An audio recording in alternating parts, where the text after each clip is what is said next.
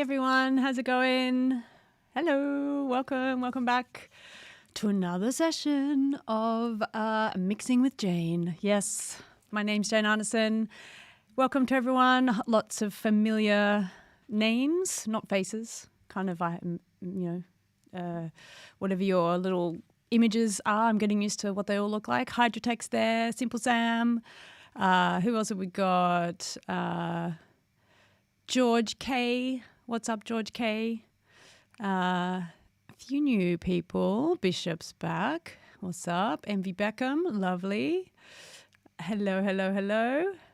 Low Tech TV. Yeah. Hey, what's up? Nice to see you all, everyone. How's it going? It's a lovely day in Berlin. Lovely to be here today. Yes, cool. Amelia. Hey, Amelia. How are you?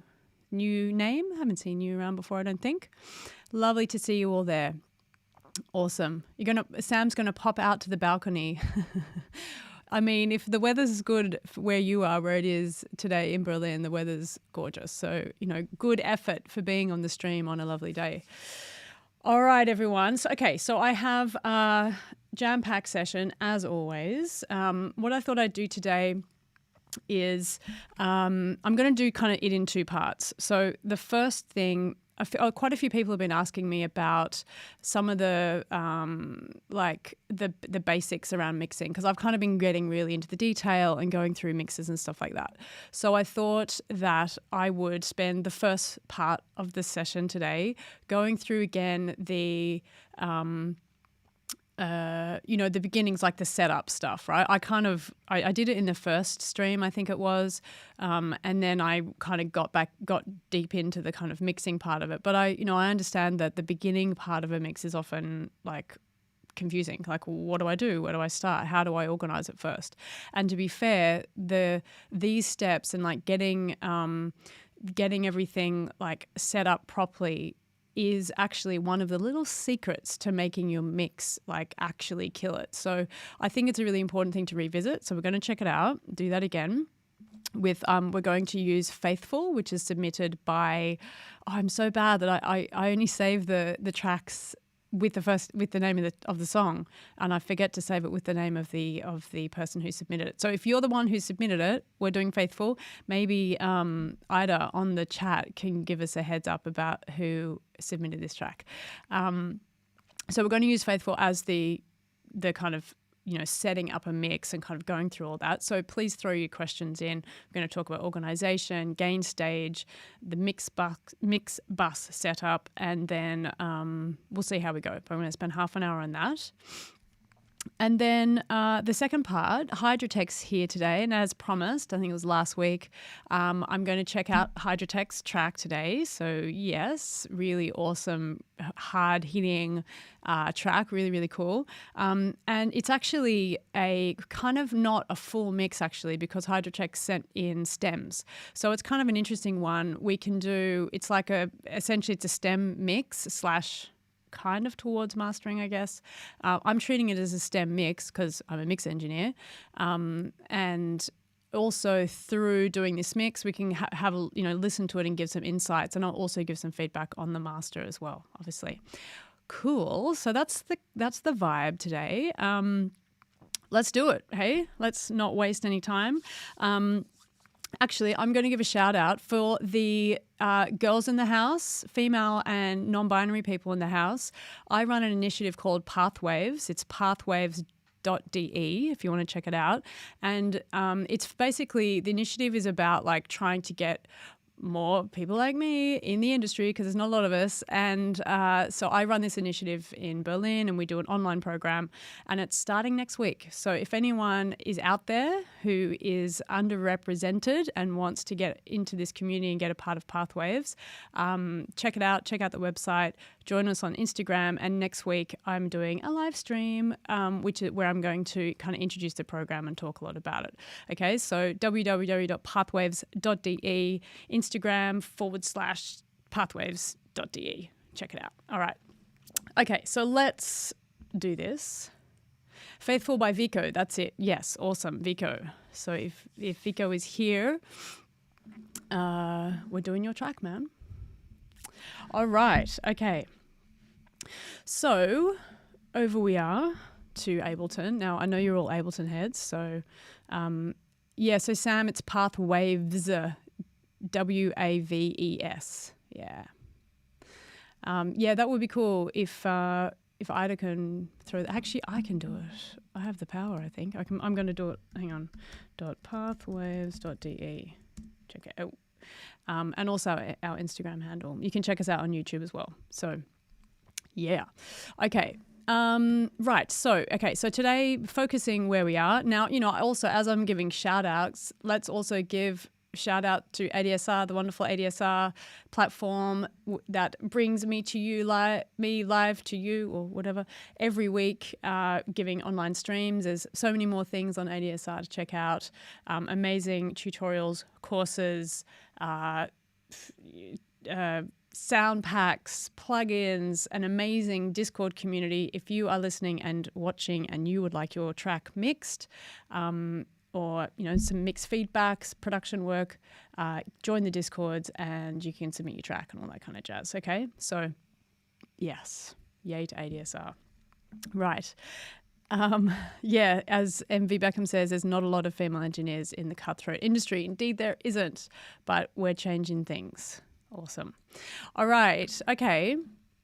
So over to Faithful by Vico. So today, as I said, I'm going to start off with the beginnings. Now, some of you, the Queen is back. Yes, I'll take it. Those of you who are watching along who, maybe you're more advanced, this is a good opportunity for you to throw in insights about what you do in the mix as I'm kind of going through it. Obviously, there's more than one way to do this. So let's get some nice chat going on about people kind of sharing how you set up your mix, okay? So what do you do when you get a mix and you start working with it, all right?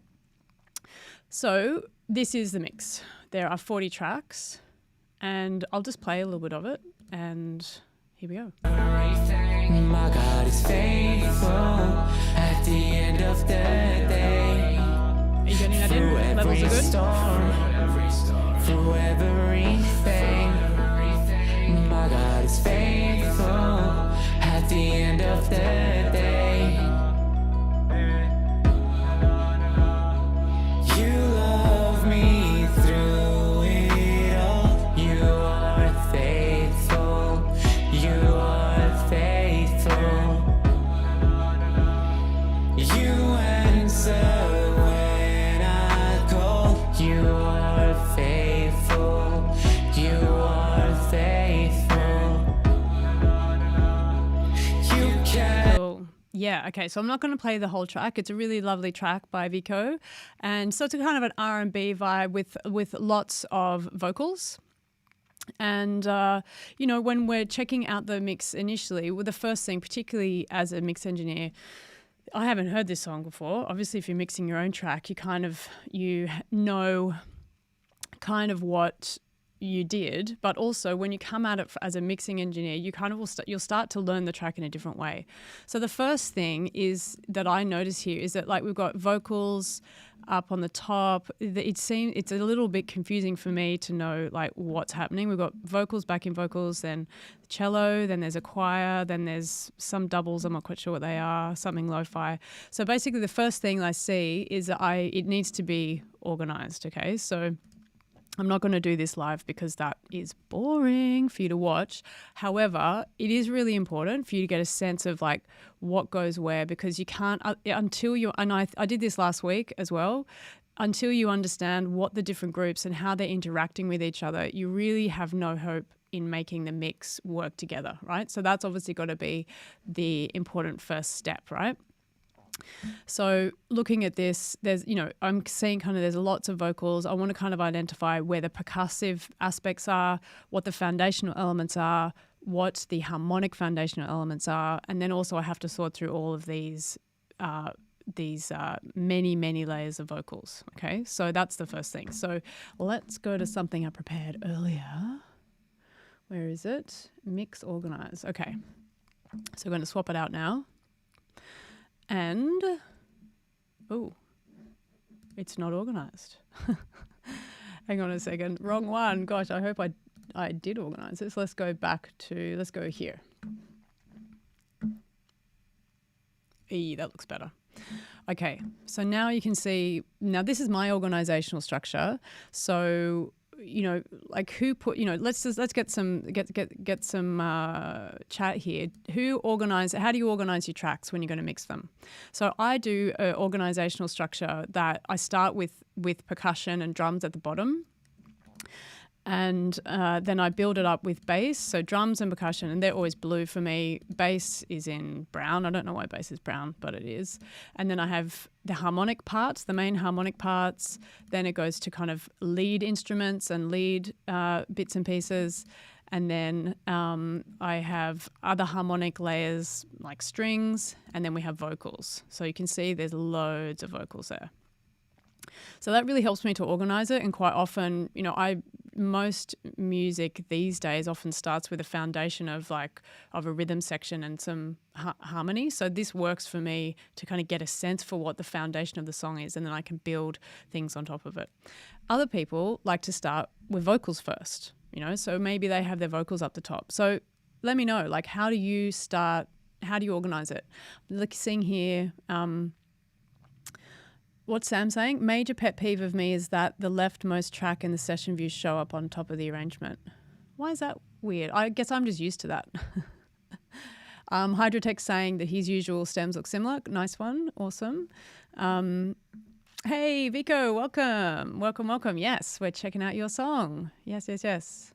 We're going to actually probably do your song in 2 parts actually today, Vico. We're going to do the setup part of it today, and then in the next stream I'll get into the mix because it's there's quite a lot to do in the vocals and stuff like that. So yeah, you get two goes of this. Cool. Okay.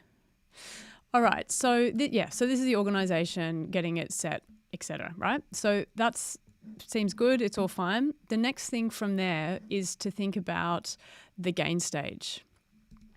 So with this track, the gain was actually pretty good. It was at -3, I think it was. So that's great. That's really good. There was nothing clipping and it was all pretty manageable. However, there were some things that I felt that were unbalanced. So a lot of people go straight, once they've organized their mix or whatever, they go straight into compressing or, processing stuff. So I just want to make a case for take a minute, get your balances right with gain stage and levels and maybe some panning. Get your initial kind of sound stage set up without doing processing. That's a really big tip. And then once you've got that sounding kind of balanced on it by itself, when you do the processing, it will just further enhance that kind of separation and things. Excuse me, I need to burp. So one thing that I found, now I'm going to play the finished version because we can hear the balances here. So let's have a listen to the finished version.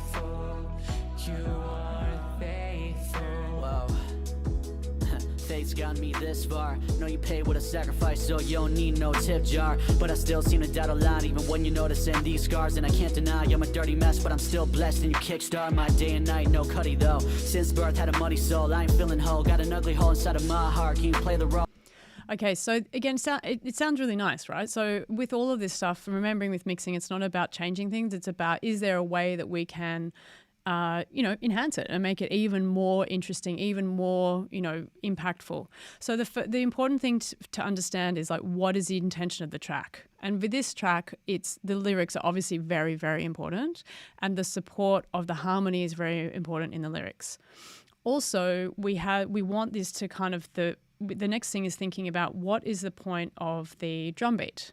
And the drum beat is to kind of have this push. This is what I feel anyway, that is kind of catching us to kind of want us to move a little bit with the intention of the song. So for me, I felt that the drums were not quite hitting enough or having that impact. So that the first thing for me is thinking about slightly adjusting the foundational balance, and so that the vocals are going to sit in a little bit more and work with the drums, so the drums have this big impact. Okay, so let's have a listen to that again. Faithful, you are faithful. Whoa. Fate's gotten me this far. I want that to really, really move the vocals, right? Okay, so let's have a listen. I'll play what I've done so far, and you can hear the difference.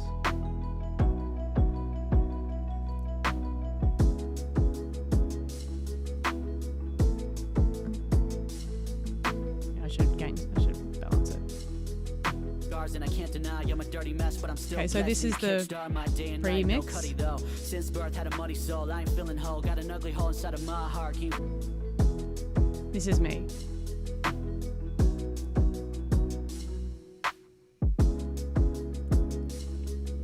Okay, so hopefully you can hear that, again, it's subtle stuff, but I've done some little balances which has helped things to kind of, what I think works better for the energy of the song. Let me know. Do you think that having the drums a little bit louder helps it feel a little bit more impactful?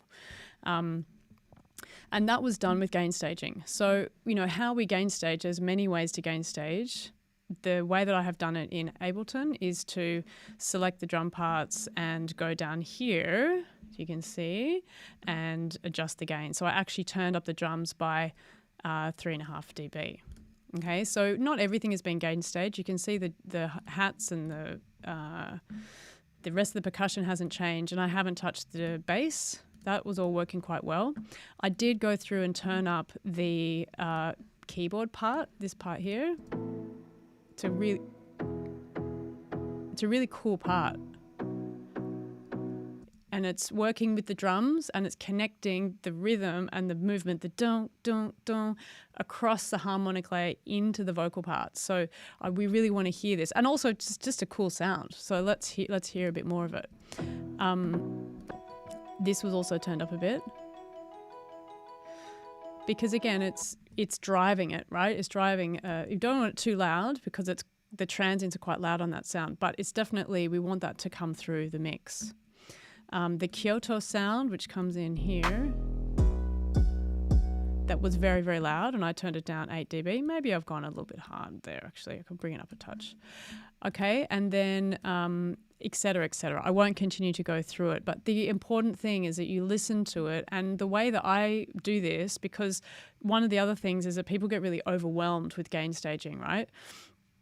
Because if you think about 40 tracks at once, you can't make sense of it. So figure out where you want to start, what makes sense for you. Do you want to start balancing the vocals? If you think that they need the central focus at the beginning, do that. If you think that the drums, oh sure, Sam, I just saw turn up the live outputs a bit softer. Yep, I will, sure thing.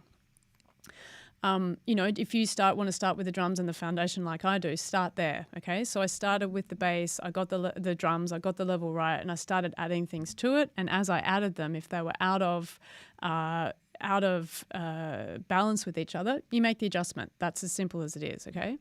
So now let's actually what I'm going to do now is I'm going to go, rather than play it again because I know that is soft, I'm going to go through and now talk about my mix bus setup. Okay, so we've got everything balanced. I've also organized the many vocals into different layers. So I've got a vocal effects layer, which is like these na-na-na-nas. Hang on, I'll do this. Oh, you can't hear it. It's not playing at the minute. All right. Well, anyway, na-na-na-nas and things like that. And then we have lead vocals, bridge. We've got all these really cool harmonizer vocals and things like this. So there's lots and lots of stuff to go through. So I tried to find a way to organize it that made sense for me. So I'm really burpy. I'm really sorry about that, everyone. So that I can organize it so that it makes sense for me, so I know what the job is and how it needs to fit in. Okay, so sometimes you just need to have a little bit of it's really worth sitting with this moment for a second to get, figure out how they're all working and what things are working together and all that kind of stuff. Okay, all right. So this next thing that I want to do is to do my mix bus. Okay, so I just kind of don't talk about the mix bus processing. So I wanted to set that up today. So who uses mix bus processing? Who doesn't know what mix bus processing is? Let me know. Okay. I'm just going to check out some of these questions and stuff. So Cinema Unplugged is saying, one question, should a producer stop his production and leave the rest to the mix engineer? Like, should he concentrate more on the effects, or a bit of spill will make the mix engineer understand the flavor? Okay, so that question is a really good one. I think that It's always, that's one of the things that like drives people crazy. I'm going to go back into big mode while I answer this. So it's really confusing for a lot of people, I think. If you're going to work with a mix engineer, it's kind of like, how far do I take it? Okay, so the simple answer is, when you're producing something, make it as good as you can do. Make it as good as you can get it done, and then deliver it to the mix engineer. Have a discussion with the mix engineer, and they will tell you what they want on and off and all that kind of stuff. Generally for me, right, if you were going to hire me to mix your track, I would say make sure that there's no limiting or compression on the mix bus, on the master. Generally speaking, I don't want limiters on anything, but if there's a creative reason for it, that you're like, it sounds completely different when the limiter's off, leave it on, and then I will have a listen to it, and if I feel like there's a problem, I'll turn it off.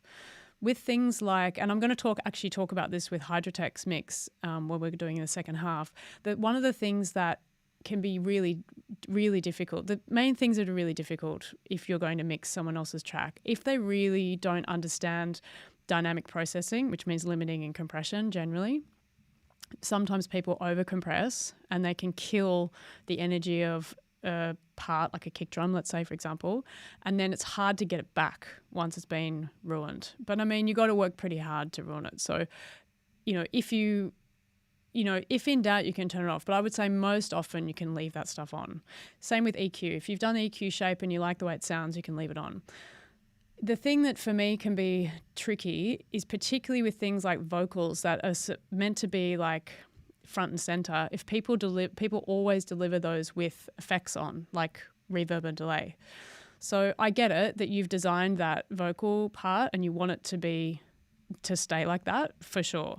So what I ask generally for people is, if they send me the vocal, send it with all the effects on and everything, but also please send it to me dry. And so I hear what you've done and I either try and recreate it better so it sounds better, or if I can't make it better, I turn it off and I use yours. But the other thing to say is that it's actually really good to have the separation, to have the dry vocal and then the effects and stuff in parallel.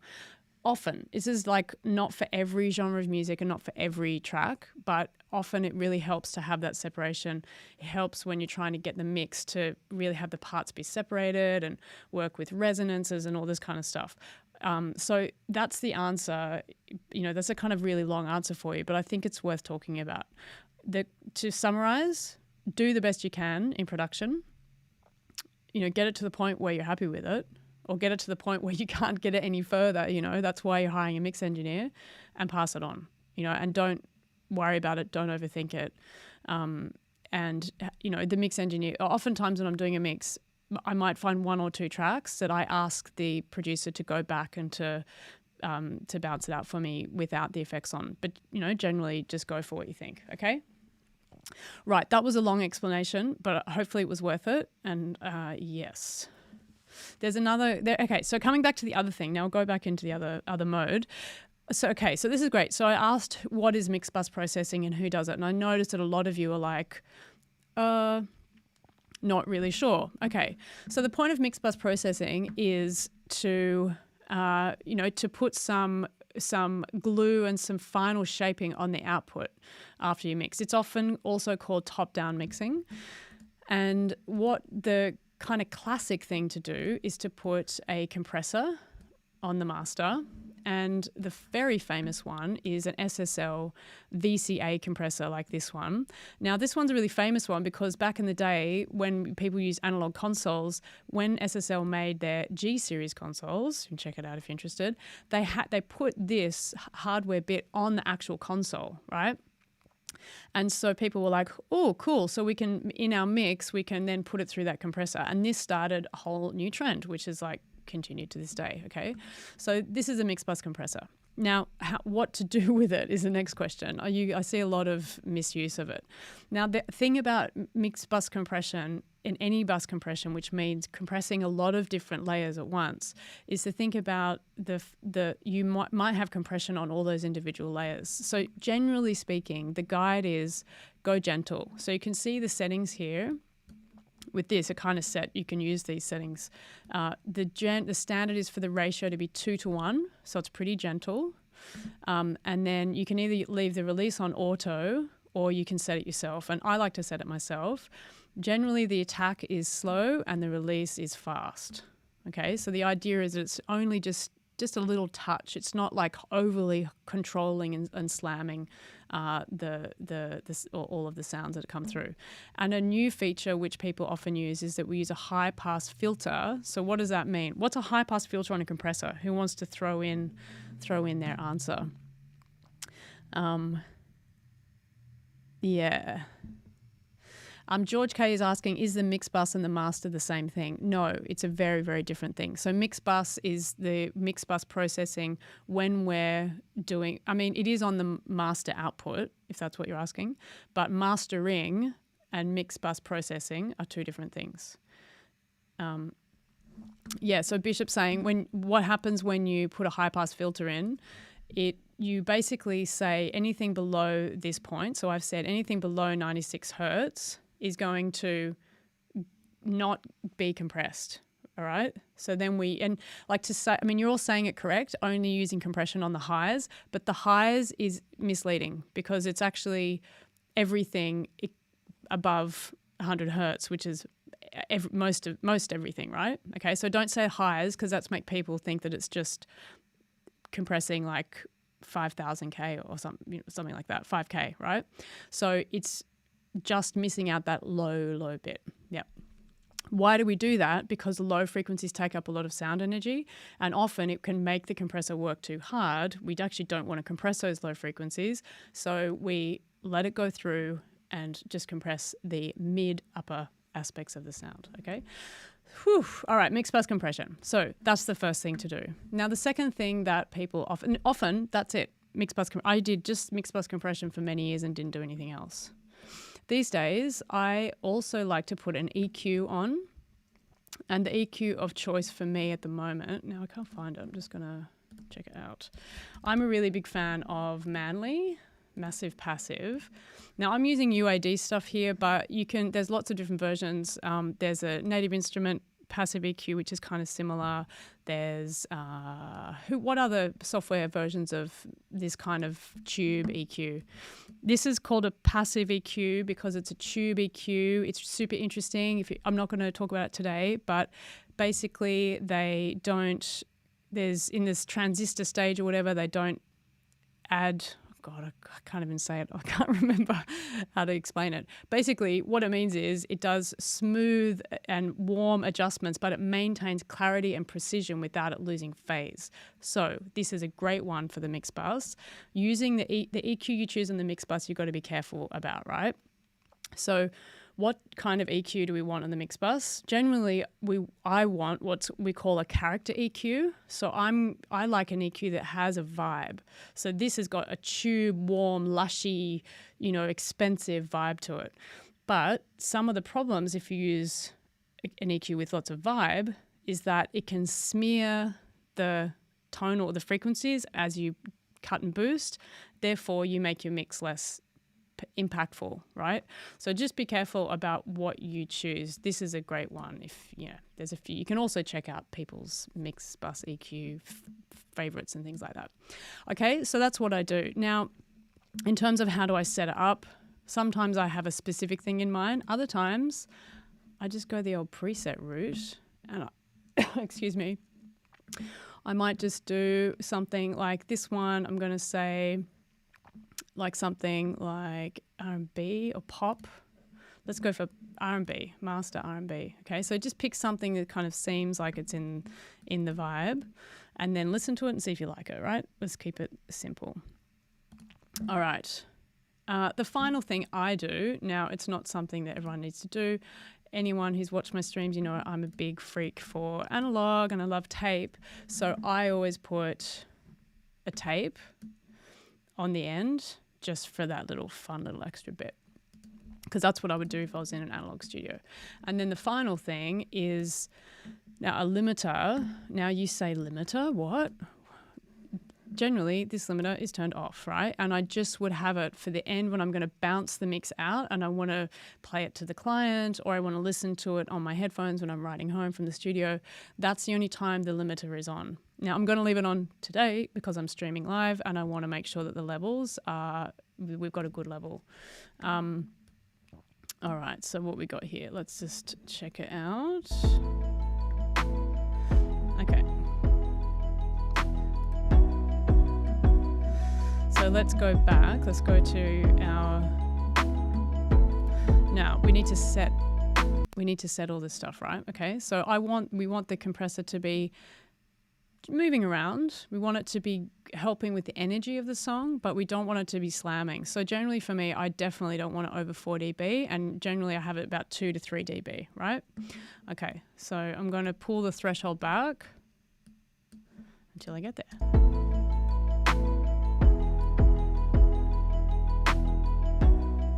Feels pretty good. Now I want to hear the vocals. I think I turned them off, did I? Yep. You are faithful. You are faithful. Maybe a bit much with the vocals. You fill my hollow soul. You are faithful. You are faithful. Now let's have a listen with the compressors in auto. When I go, you are faithful, you are faithful. No, so I actually like it when I can control the release because it makes it more kind of bouncy. When I go, you are faithful. Now let me turn off the high pass filter and let's see if we can hear a difference here. When I go, you are faithful. Back on. Don't know if you can hear the difference with that, but I can hear it. And what it feels like is that it's more space, more air, more the low frequencies are not kind of being like suffocated, if you will. Okay, so that's the benefit of this high pass filter, particularly why has it become so popular these days is because we're all bass obsessed. All of our music has got that low end, right? So we need to be aware of it. Am I saying that someone is up at 3:30 a.m. in Australia? Yes, respect to you. Big effort there.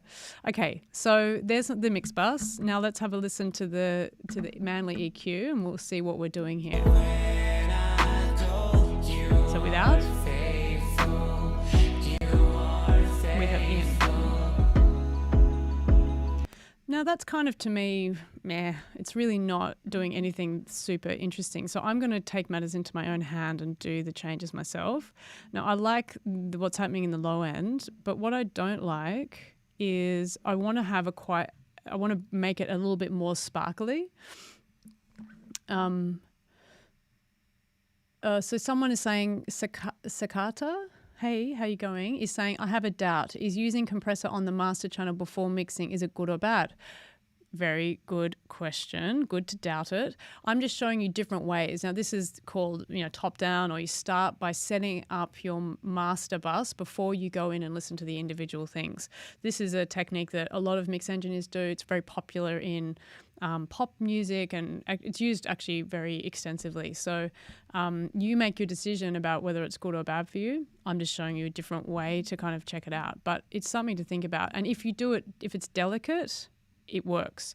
If you're like heavy-handed, I think that you can be in for a disaster, particularly if you're a beginning mix engineer. So I think be careful is what I would say about this stuff.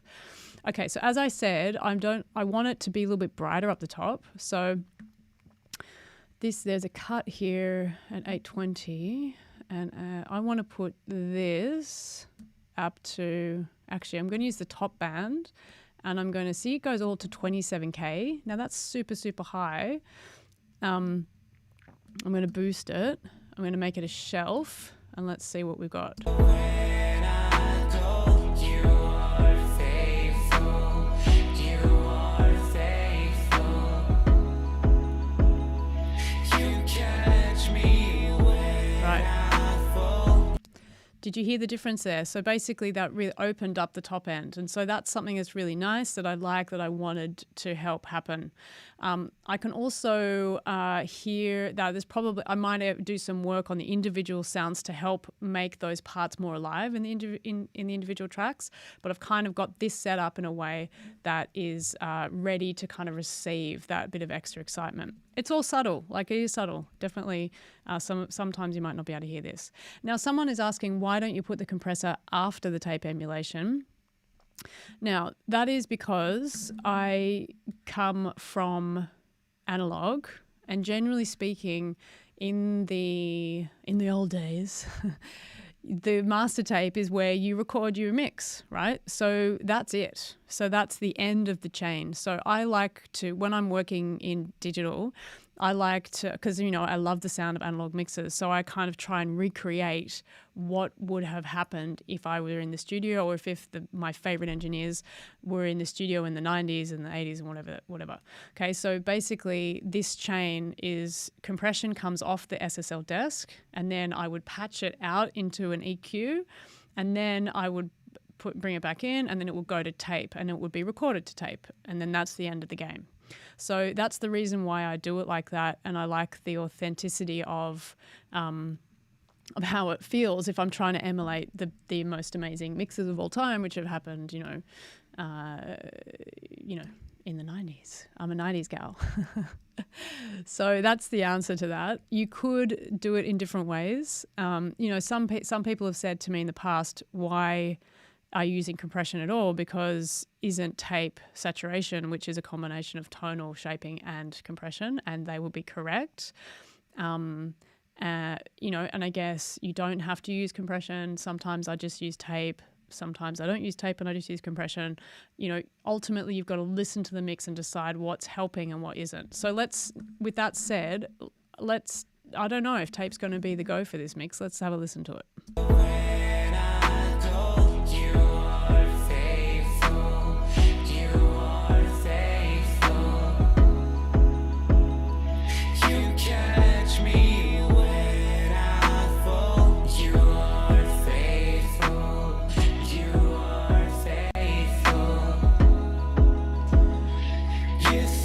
Now, I like what that tape has done because it actually felt like it tightened up the low end and helped the transients to cut through.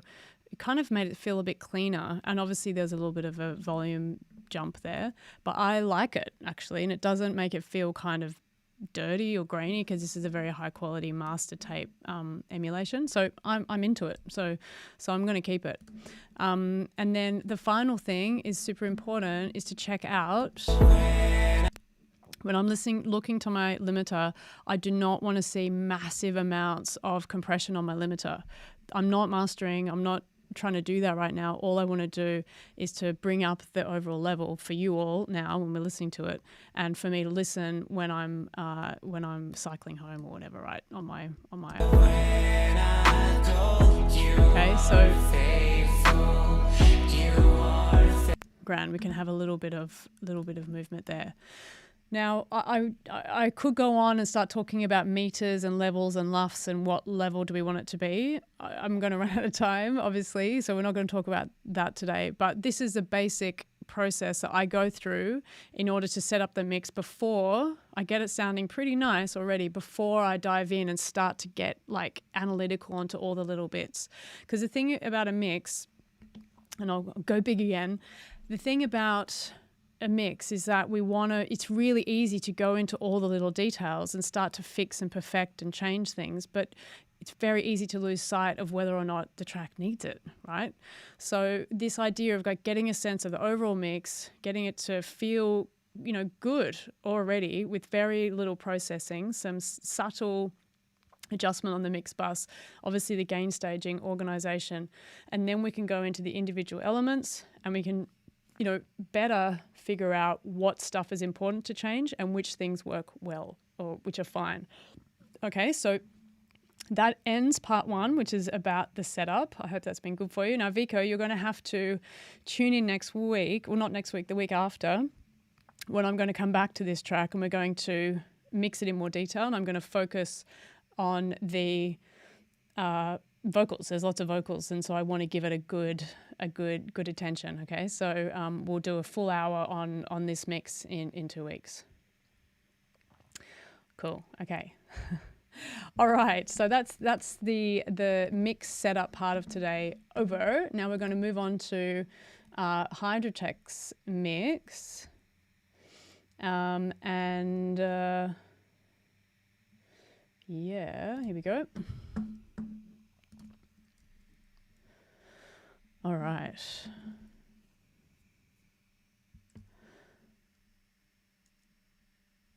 Vico's saying, have you tried the soft tube tape plugin? I haven't actually tried that one yet. Yeah, Hydrotech, let's go. Cool, okay. Okay, so over to now to change things up entirely, new track. Now I'll do a levels check again. This is definitely going to be louder. Let's check it out.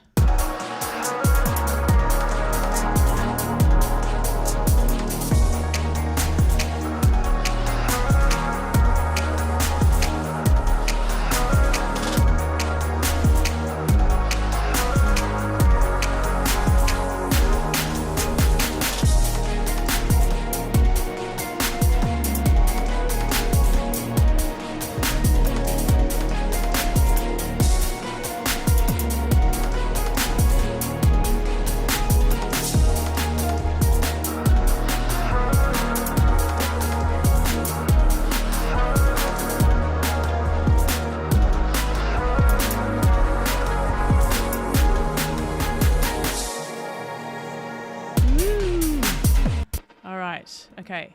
Yes, as Bishop says, banger. It's a total banger we've got there. Awesome. Okay, so now this part, the second part today, I'm talking about, now I'm kind of giving feedback to Hydrotech about the mix, and also feedback on the master.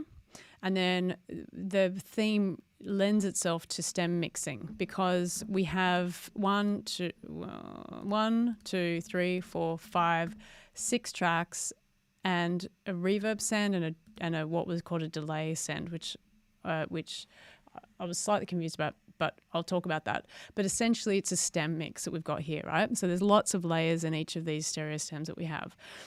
So, which is super interesting because, you know, this is something that people do a lot, you know, kind of people, that's another thing if people go, okay, I'll get my production to a certain point and then I want to bounce out mixes, and can that work as a way to mix?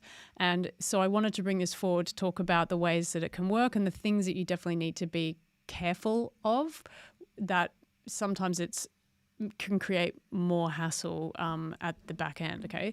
So first of all, I wanted to talk about, I want to listen to the master and give some feedback on the master. Okay, so let's check the master out now.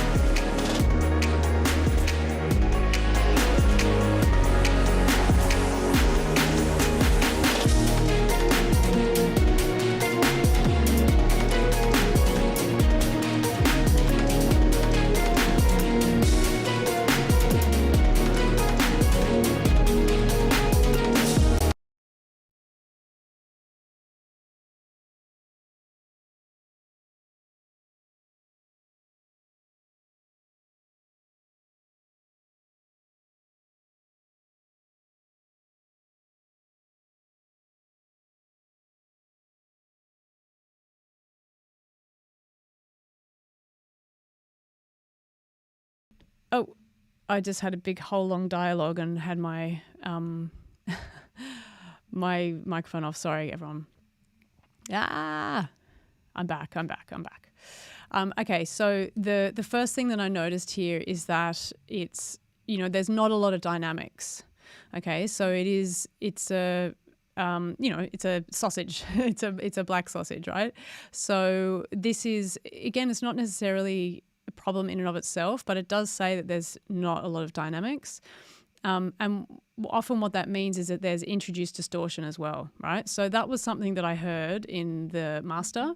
And I also felt that the transients, which is the front part of the sound, was kind of felt like it was getting lost. So it wasn't having the impact. You know, that one of the things of dynamic is you want it to hit and have that energy because it's vibrations and it's compression and refraction and air pushing, you know, particles of air pushing through whatever, right, through space. So that's something that I thought, again, why am I talking about this is if I've been asked to do this and to improve it, then I want to think about ways that I can improve it. So I think it already works, but then that was my challenge to think about how we can improve it. Okay, so let's listen to that again with that insight. Think about the transients, think about dynamics, and think about the low end clarity.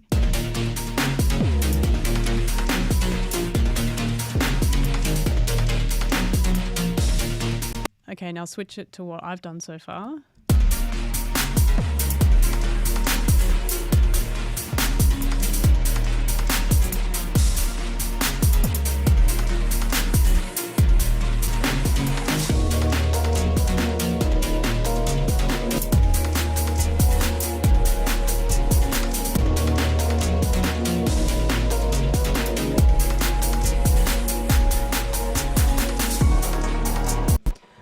Okay, so we can hear now. You know, as I'm listening to this, I'm still not sold on maybe the upper parts of the drum beat, but I definitely like that there feels that there's more. The beat's hitting harder, and I'm feeling it. And the important thing is that it's perceptively louder. The other one, even though it's loud, without the dynamics, we've kind of missed the perceived loudness, right? And that's a really important aspect of it. When you limit, you can actually make things feel less loud, which is, even though the LUFS might say it's like -4 LUFS, something that's -8 LUFS seems louder. Like, how is that? Okay, so these are the important things to kind of think about. So this is, again, so Hydrotech, this is, your track is awesome, right? So I'm just trying to give really specific and helpful information, you know, to help you with your master. So now, what did I do? Let's get into the stem mix and talk about what I did. And I also want to talk about some of the challenges that I had that I wouldn't have if I had the whole mix, and to kind of try and discuss what the difference is between a mix and a stem mix, right? Or stem mix / master. Okay, so let's start with the drums first of all. Now I'm going to turn everything off and let's just hear the drums by themselves.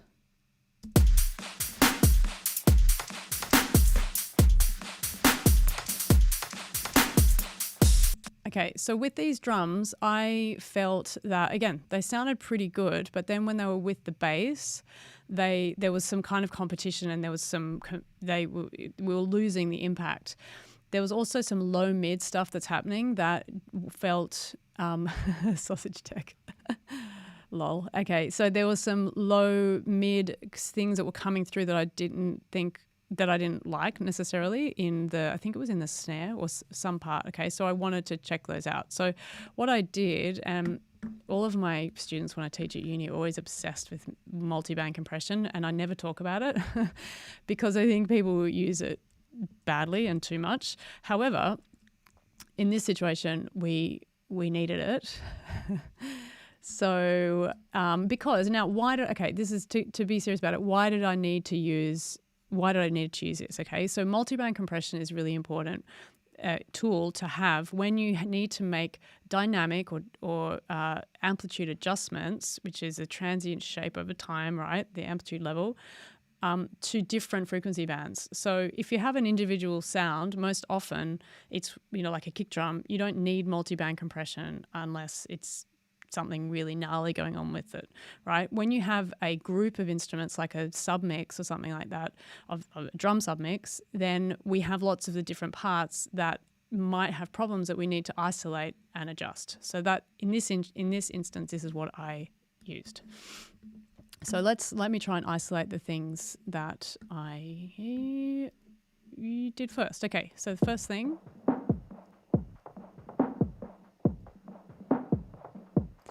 that was kind of coming through a little bit too much. So it was important for me to try and I'm actually going to bypass all the things and then add them back in. Okay, so let's do it that way.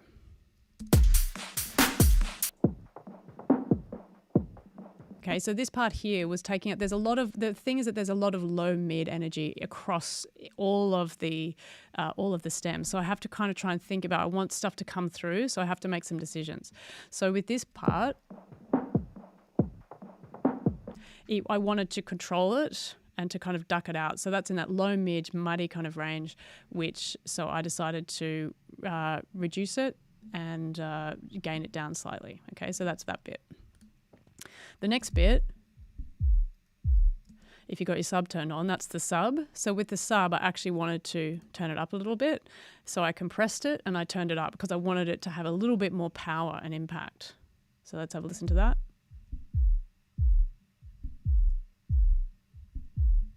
Okay, it's a sub.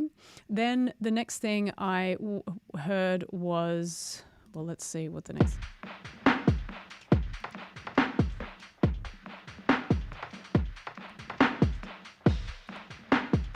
Okay, so that again, I'm just trying to control this mid-range, which was a little bit too dominant, and I wanted to try and get the clarity of the low bit and then bring out some of the tops. Okay, so that's that part.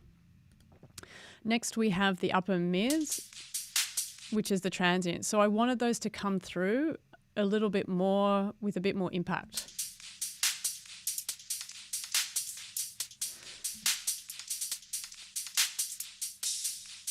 Now, I think I may have gone a little bit too far, but what I did, you can see here, I went the other way. This is called upward expansion.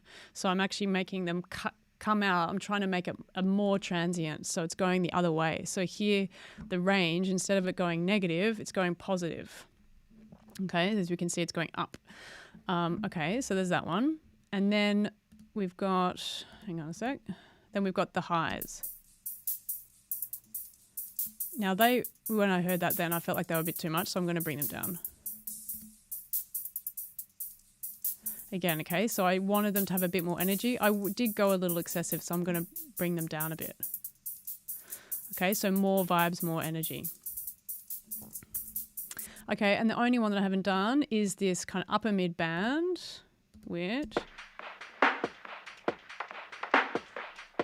So that's kind of where the push or the knock of the kick drum and the snares coming through, and it was a little bit too or something. Something about it wasn't quite exactly what I wanted. So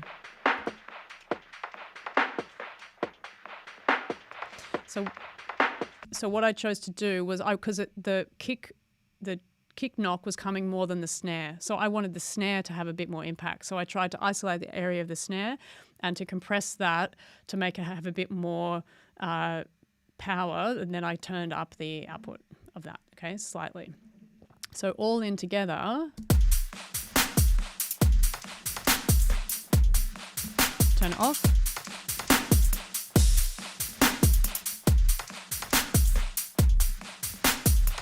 Now you can hear I've actually lost a little bit of the low frequency of the snare, but I think that what I decided was that's something that I have to deal with because I've got other things in the mix that need to kind of come through. But I do notice that I've lost the low part of the snare. That's something that I keep in my mind and think about, what I, kind of, got to come back to that. Okay, so let's go to the bass. Let's have a listen to the bass.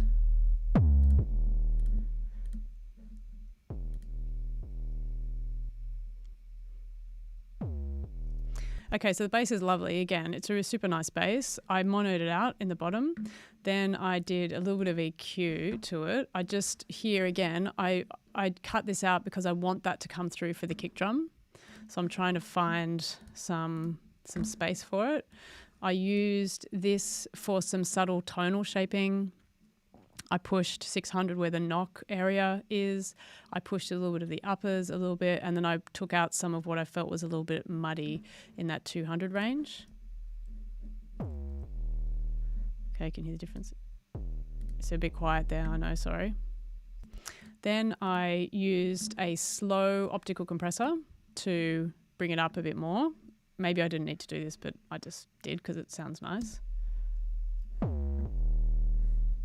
And then I did my favorite trick, where I really slammed it by using a distortion, a tube, basically tube distortion. So there's different tubes distortion you can use. I just use this one because I like it. Where I isolated. Now let's have a listen to this. So this is soloing the part that's being distorted, and so it's at 500 hertz. Okay, so let's keep that in mind. Okay, so I wanted that kind of, ballsiness or grittiness to kind of come through.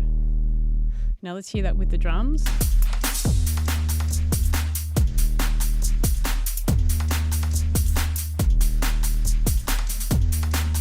Then with the drums, I was like, I want more guts on the drums. So then I actually did a similar thing to the drums. I used this same kind of tool, but I changed the area where the saturation is happening is at 275 hertz, which if you remember, I kind of cut that out before I cut that out in the bass, right? Okay, so let's hear those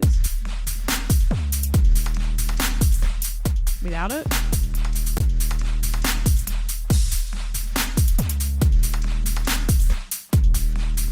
Okay, so now the drums and the bass are kind of working quite well together, and I think it feels really good, and I'm not noticing that problem in the snare anymore because I think it kind of balances out with the bass. Let's have a listen to the master and have a listen. It's hard because the whole track's in there, but try and focus on the low frequencies.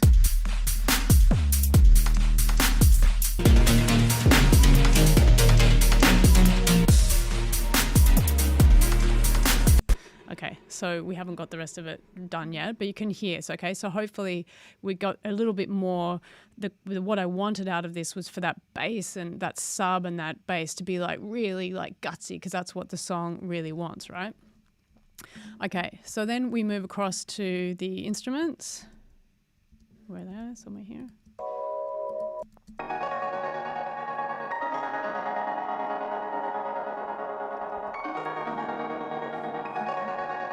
Now, what do I do here?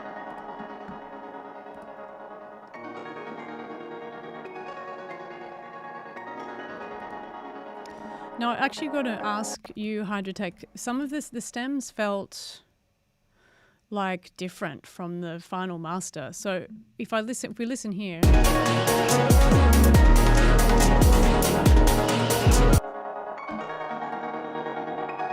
Maybe it's not. Something felt as though it was in the low mid, felt like it was kind of missing for me. But let me just hold on for that. I'll get it through. So actually someone just asked me a question here. Do you usually monitor the laughs as I'm mixing? Yes, I do. Well, not as much these days because my ears are very used to it. But yes, the short answer is yes, I'm aware of it. I use a VU meter, which I set to generally minus 16 dBFS RMS, because that's old school. Or if you're in the LUFS value, that would be like around minus 16 in the short-term loudness. And that, yeah, I set that. And then the what's it called, momentary, or the really quick one, or peak, I don't care so much about, but I definitely make sure that it doesn't go over 3 dB. Anything up to that point is fine, because that's what mastering and limiting does. Well, that will sort that out. But for me, the average loudness is minus 16 dB FS RMS, and then my peak loudness is between kind of minus 6 and minus 3, generally speaking. Okay, so let's build these in.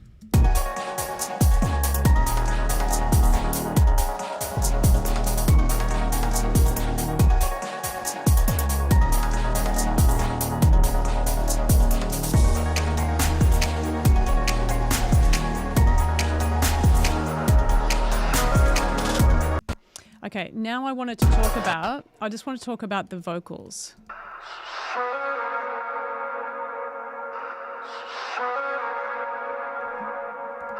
Now, I've done a few things to this. Now, this is an instance, if you remember what I said at the beginning of the session today, sometimes having the reverbs and everything on the vocals, even though I know this is like a vocal sample and it's not like a full vocal line, I still want that vocal to come through more, but I'm really, really struggling actually to get this vocal to sit in the right place where I want it to, without bringing in weird resonances, which is happening with the reverb, okay? Because whatever I'm processing the reverb with the vocal, right? So, and the reverb is a really intense washy reverb. So this is an instance where I would really like to have it separate. Obviously mastering engineers do their magic and everything. I would, as a mix engineer, would just prefer to get the stems separate. But so let's have a look. Basically what I wanted to do, if you listen in the mix, what's the problem that we need to fix here is that the vocals are getting, or that vocal line is getting lost because there's a lot of intense energy and everything, and then with it in the reverb it's just kind of like floating and we kind of lose it. So the transient, it means that the transient's not coming through.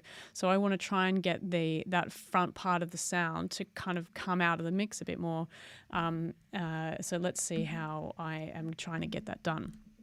So first of all, I used just like a kind of a channel strip, like it's a bit of everything. So there's some de-essing, some EQ and some compression. And I actually use this for the drive because I really like the way that this drives it. So let's listen to that first.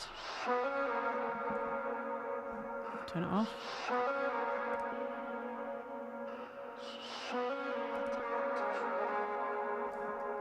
Okay, so you can hear I'm trying to bring out, I've figured out a frequency part that I think is nice, that I want to help it come through the mix. So I'm prioritizing that. I also needed to do some de-essing because as I boost some stuff, some weird resonances came in.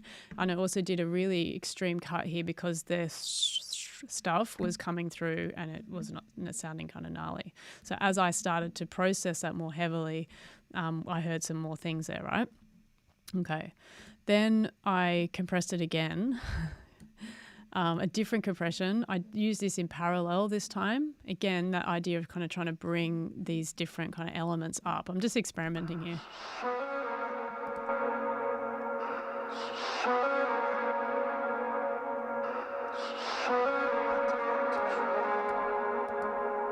Okay, and I'm actually, as I listen to this, I want the attack to be faster because I want it to go on the front bit and then let it go for the end. So let's see if I can get that right.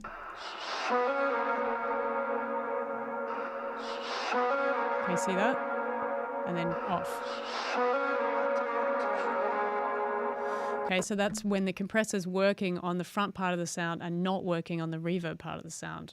Well, not as much, right? Cool. Okay, and then the final thing that I did, this is where I get weird and wacky here, working with mid-side. Now with this, I was trying to separate the side parts from the mid parts, and the mid part being without the reverb, right? So let's have a listen to.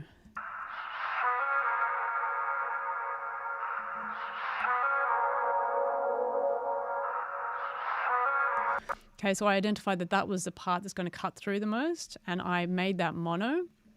So the mid part, I did a boost of the mid part of that. Then in the side, this part here,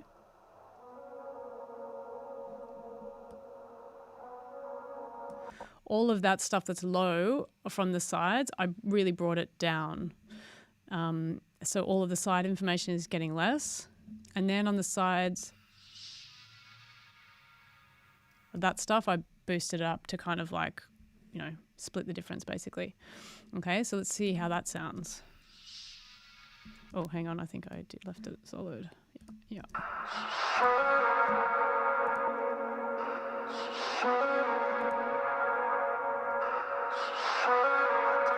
Okay, so that's set it so it's more in the center. Now, by itself, it doesn't necessarily sound better, but in terms of me trying to get this vocal to come through, that's what I did, all right?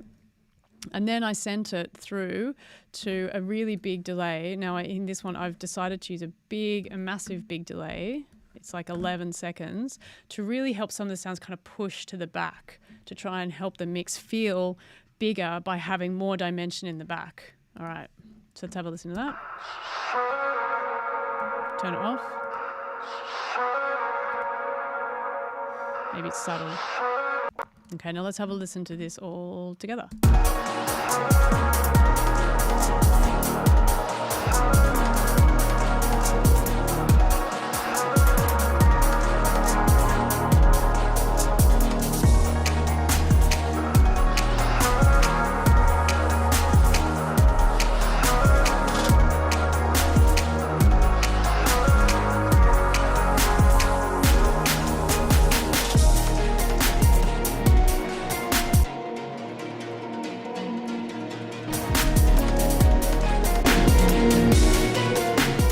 Okay, so let me just level match that. So let's have a listen to the difference.